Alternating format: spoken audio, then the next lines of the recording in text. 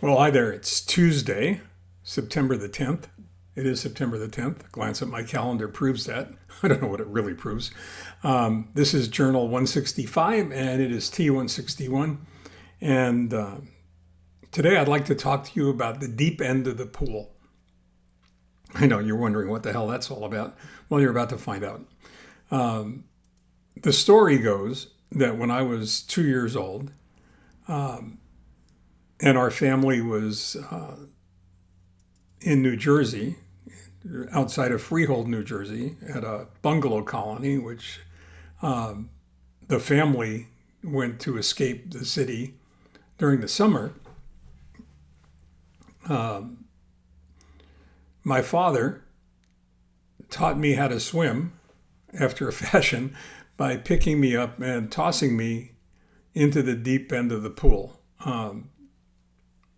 I'm sure that somewhere in our society today that would be identified as child abuse, but I'm sure that he realized that he was right there. If I sank to the bottom, he would probably have jumped. I'd like to think he would have jumped in to get me out.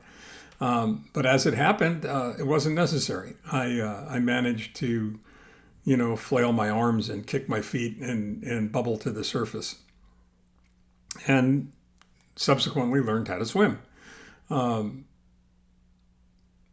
There's a lesson there that I've carried with me my entire life, and it's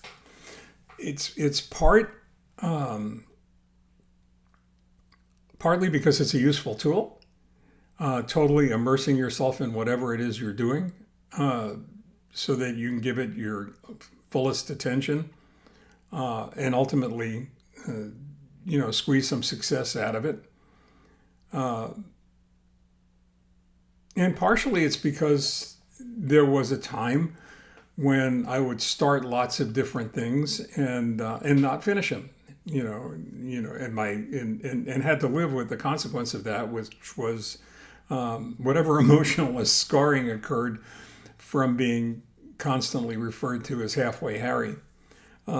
Looking back on all of that, I wonder how many things I started that I shouldn't have, because realistically I wasn't interested in them. I didn't finish them because they didn't hold my attention. Probably would have been diagnosed as having at least some degree of ADD or ADHD if there were diagnoses for those conditions then, because of the way my mind careened around from one thing to another. But that isn't the case. I mean, so this idea of the deep end of the pool is kind of important. And it's important in life in general, I think, because of the role it can play in success. And the fact that desperation is the mother of invention in some degrees, and if you're flailing around trying to stay above water, keep your head above water, then certainly that has an impact on what you're doing. I don't know any other way to do it. If I'm gonna get involved with a project, it's a project that I really care about, and it's a project that really needs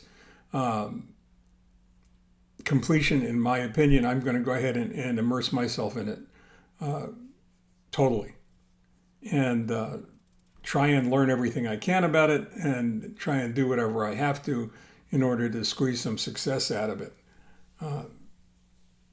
But with age comes wisdom. One would like to think, anyway, that with age comes wisdom, and you would like to think that you become much more selective as you become older. And that's not always the case. It's not always been the case in my particular circumstance. But I can tell you that since I was diagnosed, since I've been treated, since I had the stem cell bone marrow transplant, I am so much more selective in the projects that I will entertain and the projects that I will accept. and the projects that I will give my time to. And they really have to be consistent with my goals and objectives. They have to be an extension of whatever my vision is. And they have to play some kind of a role in achieving that vision, in achieving those goals and objectives, because they're going to have a tremendous impact on the use of your time, on the strategy that you create in order to accomplish whatever it is you're trying to do, and the goals and objectives that flow out of that strategy, and certainly the tactics that you employ in order to move forward with any of that. And all of that comes into play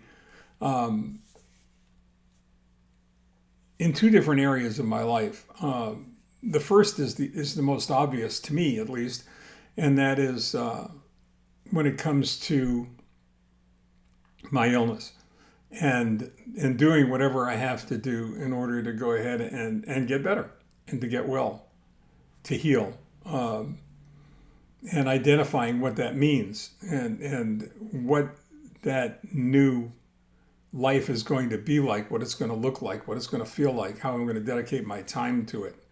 Because quite frankly, the importance of getting well is to me at least simply a matter of figuring out what you're going to do that you weren't going to have the time to do, that wouldn't be possible for you to do because of your physical condition, because of the ailment, because your bone marrow was disappearing, because you couldn't produce enough healthy red blood cells, because you got tired so quickly, because you couldn't breathe properly, because you weren't getting the oxygen, into your body that you needed, because you didn't have enough red blood cells.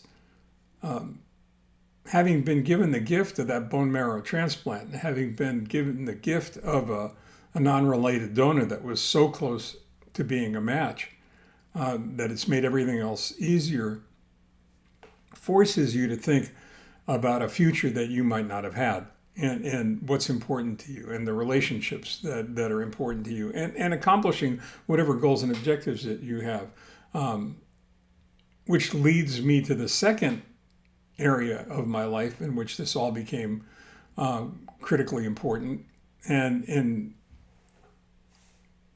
in which I have jumped again into the deep end of the pool, and that's Misfire, in the book and everything that's implied with writing it and editing it and in getting it out there into the world and having people look at it and read it and figure out how it's going to help them live a better, more productive, less stressful life. Not just as individual small business owners, but as human beings on the planet. Because there are plenty of lessons in the book that address this whole idea of remaining centered, of being mindful, of the importance of meditating. And by that, I don't mean sitting cross-legged on the floor with your thumb and index finger joined. You can meditate while you walk. You can meditate while you're doing a form. You can meditate while you're dancing. You can meditate while you're driving, as long as you manage your breathing properly. And those few seconds of peace, of centeredness, of calm are going to make a huge difference in your life. I know they've made a tremendous difference in my life. So those things become important, especially with regard to the consistency of your vision, your goals, objectives, strategy, tactics, and everything that you employ, either in business or in life. So the question, I guess, has to remain is that if it's not worth jumping into the deep end of the pool for, is it worth doing it all? With the limits that all of us have on our time, and the fact that time is finite. Does it make any sense to become involved or to flirt with something that isn't critically important to you, that doesn't make your heart sing, that you aren't passionate about. And I know I've got the answer to that. The answer to that for me is no, it's not. It's not worth it. In fact, it's worth, it's worth trying to figure out a very polite way to say, no, I can't. Or no, I won't. Or no, it's not possible. Or no, it's not consistent with what I'm doing right now.